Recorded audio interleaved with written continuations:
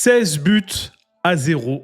Maroc, Nouvelle-Calédonie, 16-0. Les gars, c'est juste une dinguerie. On a regardé le match en live ici même sur YouTube. Alors là, j'étais en train de traîner un peu sur Internet et je voyais le frérot Hakim Pas Possible qui streamait le match. Donc je me suis dit, vas-y, je vais faire la même pour la deuxième mi-temps. Et là, les gars, 16-0. Autant dire que c'est historique. J'ai encore jamais vu un tel score de toute ma vie. Et la seule fois où ça arrive, c'est le Maroc. C'est incroyable. D'ailleurs, ce match, les gars, très important, c'est un record. 16 buts en un match en Coupe du Monde U17, c'est un record qui est détenu pour le Maroc. Je ne sais pas ce qui se passe avec ce chiffre 16. Déjà, c'était 16 matchs gagnés consécutivement par Walid Regragui en équipe A. Maintenant, c'est 16 buts en un match. Quel sera le prochain record ? Je vous pose la question, quel sera le prochain record ? Enfin bref, salam à la famille, j'espère que vous allez bien, c'est Roro TV. Débrief, analyse de match, info, actu sur le Muntakhab, ça se passe ici. N'hésitez pas à vous follow, à abonner. Le petit commentaire d'Imam Maghrib qui fait plaisir et pour le référencement.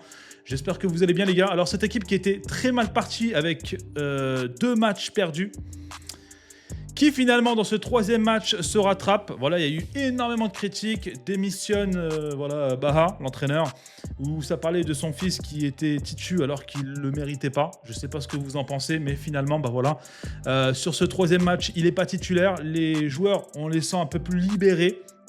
Là, on voit vraiment cette équipe qui, en CAN, nous avait fait rêver. Et ça fait plaisir, les gars. Alors, il y en a qui vont vous dire, ouais, c'était la Nouvelle-Calédonie. Ouais, ceci, ouais, cela. C'est vrai, les gars, 2 cartons rouges. Mais le score, il est là.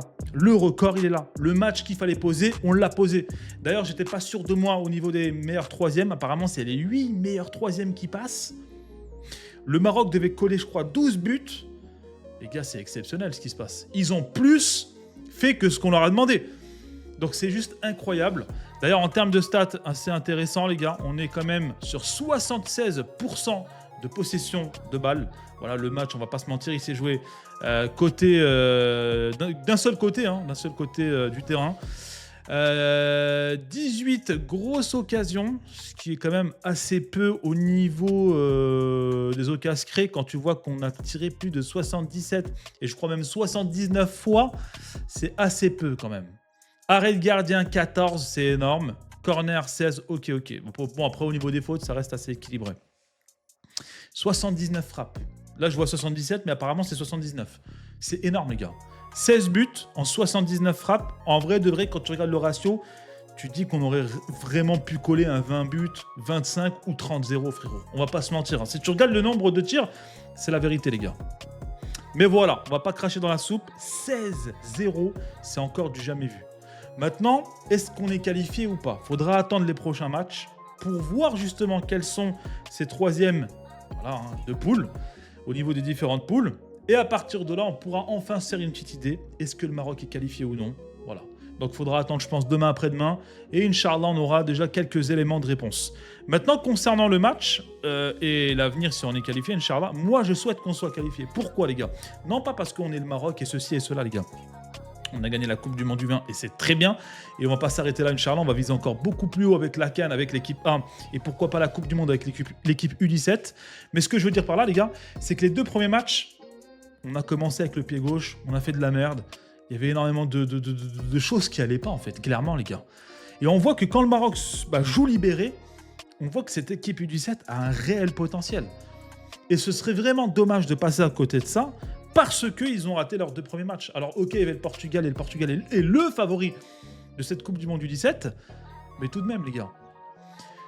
Si en plus de ça, tu ajoutes l'aspect psychologique, parce que les gars, je vous dis tout de suite, l'aspect psychologique, on l'a brisé de cette manière-là, avec un exploit, un record mondial, les joueurs sont complètement débridés, et on va aller loin, Inch'Allah. Donc il nous faut cette qualification, pour ces jeunes talents, parce qu'il le mérite, clairement. Et puis Fawzi Lerger avec sa pression, les gars, avec son coup de pression, je pense qu'il a y joué. Voilà, il y a joué quand même un peu, on va pas se mentir. Mais voilà, cette jeune génération mérite qu'on les regarde, qu'ils puissent briller aux yeux du monde. Ils ont le potentiel, on le sait, on l'a vu. L'aspect psychologique, la barrière, elle est brisée. Ce qui veut dire qu'on peut aller très, très, très loin maintenant. Donc on leur souhaite la qualification, Inch'Allah. D'ailleurs, si vous n'avez pas vu ce match, n'hésitez pas à le revoir en rediffusion ou à le voir, tout simplement. Le lien, il est là, hein, les gars. La rediff, elle est ici même sur YouTube, dans l'onglet live. On a fait seulement la deuxième mi-temps, les gars. J'ai pété un câble. C'était incroyable. Il y a eu un bon échange avec le chat. Merci à tous ceux qui étaient présents. On était plus de 2000. Puis voilà, les gars. N'hésitez pas à follow. Dis-moi Maghreb dans les commentaires pour le référencement. Tu connais. Prends soin de toi. C'était Roro TV. Salam alaikum.